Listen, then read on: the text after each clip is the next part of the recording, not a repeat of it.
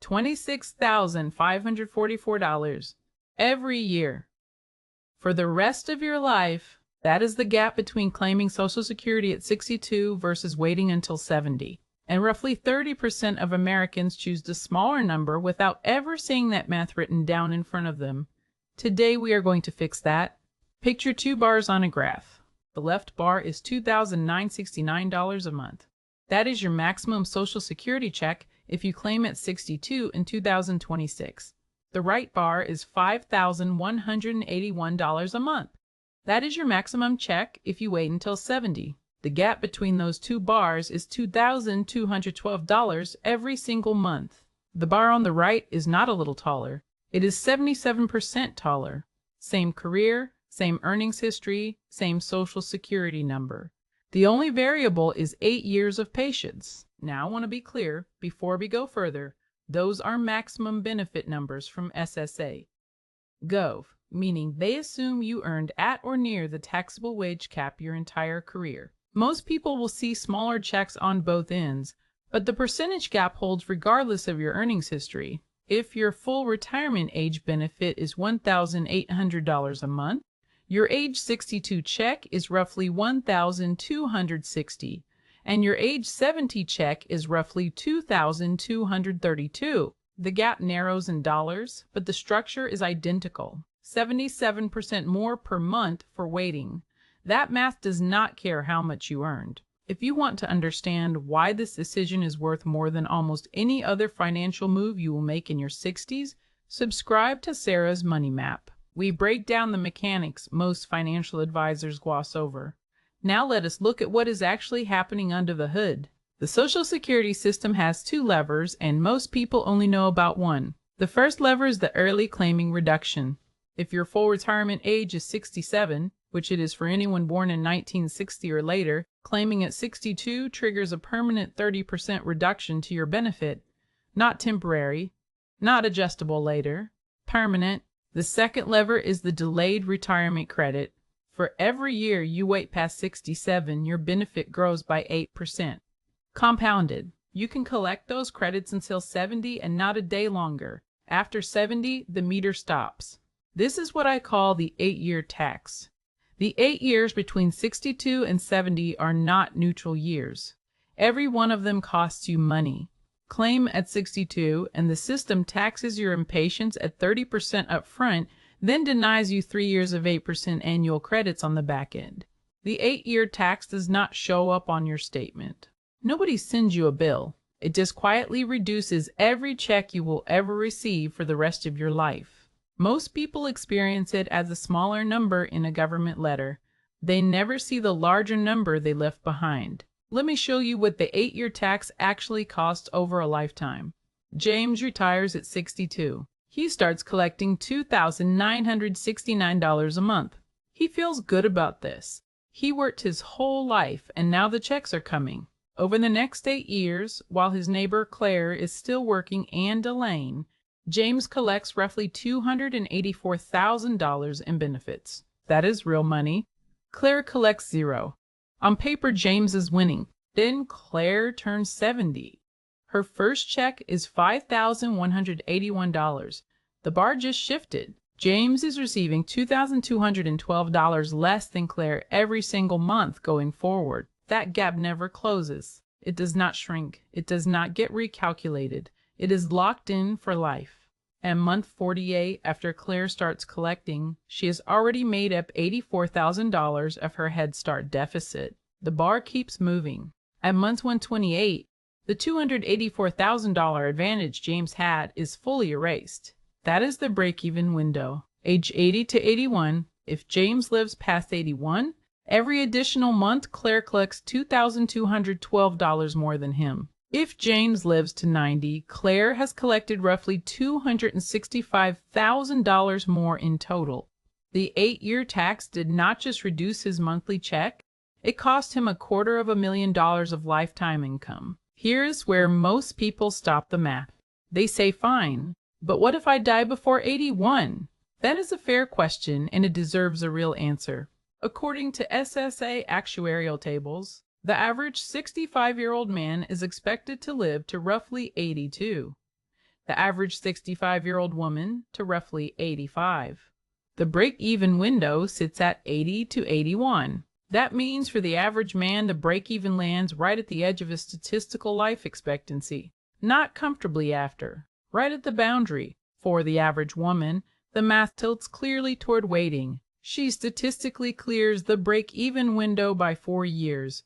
Based on averages alone, she comes out ahead by delaying. There is a legitimate counter-argument here, and I want to address it honestly. Some financial planners point out that if you invest every early Social Security check instead of spending it, the break-even shifts significantly later. At a 5% assumed return, the effective break-even for claiming 62 versus 70 can push past 85 or 86. That analysis is mathematically correct. It is also true that most people at 62 do not invest their Social Security checks. They spend them. If you have a separate investment portfolio and genuinely do not need the Social Security income to live on, that calculation is worth running. But it requires perfect discipline for decades. The base case, the one that reflects what actually happens for most households, still points the same direction.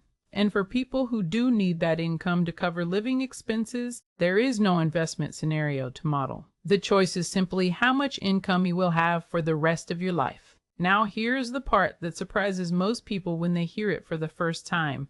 The Social Security Administration itself says the benefit formula is designed to be actuarially neutral, meaning that for someone with exactly average life expectancy, total lifetime benefit should be roughly equal regardless of when they claim.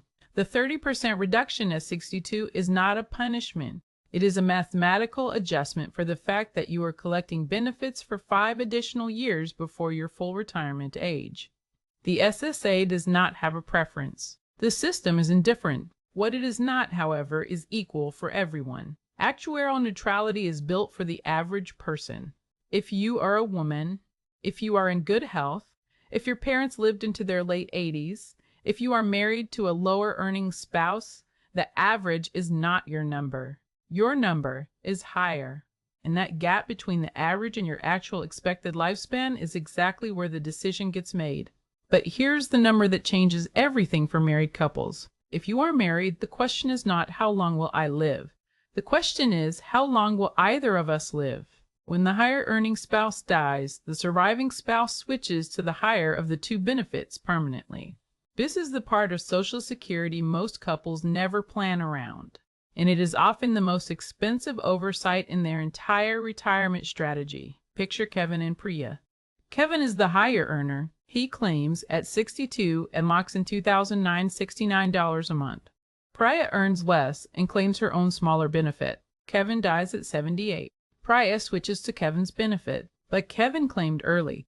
His benefit was permanently reduced. Priya inherits that reduction and lives with it for however many years she has left, potentially a decade or more. Now run the opposite scenario. Kevin delays to 70. His benefit is $5,181. He dies at 78. Priya switches to $5,181 a month for the rest of her life. The difference is $2,212 a month, every month, for however long Priya lives after Kevin. A 65-year-old couple has roughly a 50% chance that at least one of them lives past 92.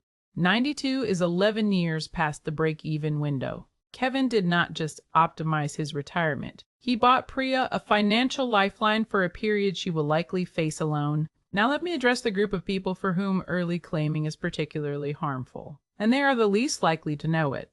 I call them the working early claimers. These are people who claim at 62 while still earning income from a job. The logic seems reasonable. They figure they might as well start collecting while they are still working. But the Social Security earnings test in 2026 says that if you claim before your full retirement age and you earn more than $24,480 in a year, the SSA withholds $1 benefits for every $2 you earn above that limit. Someone earning $60,000 a year who claims at 62 will have their entire benefit withheld. Every check gone. They filed early, locked in the permanent 30% reduction, and collected nothing during the years they were still working. The withheld money does eventually get credited back at full retirement age through a slightly higher monthly payment. but they still locked in the early claiming reduction on the underlying benefit. The penalty is baked in permanently. If you are still working at 62 with solid income, early claiming is not bird in the hand. It is bird in the hand that you have to give back, minus feathers. So here is the protocol. 3 steps you can complete this week regardless of how far from retirement you are. Step 1 is to create your My Social Security account at SSA.gov if you have not already. Pull your actual earnings record and check every single year for accuracy. The SSA calculates your benefit using your highest 35 earning years. A missing year of wages in your record costs you money every single month for the rest of your life, and the error will never self-correct. Verify the numbers are right now, not at 61 when fixing it becomes urgent. Step 2 is to run your personal break-even window. Take your estimated benefit at 62 and multiply it by 96, which is the number of months from 62 to 70. That is your Head Start total, the money you collect before the person who waited begins collecting. Then take your estimated benefit at 70 and subtract your estimated benefit at 62. That difference is your monthly advantage from waiting. Divide the Head Start total by the monthly advantage. The result is the number of months past 70 you need to live before waiting pays off. Add that to 70 and you have your personal break-even age. Write that number down, then answer honestly, given your health, your family history, and what you know about your own body. Do you expect to reach that age? That single question cuts through more noise than any financial planning chart ever will. Step 3 applies specifically if you are married and you are the higher earner. Do not run the math on yourself alone. Run the survivor benefit scenario. Ask what your spouse would collect if you claimed at 62 and then died at 75.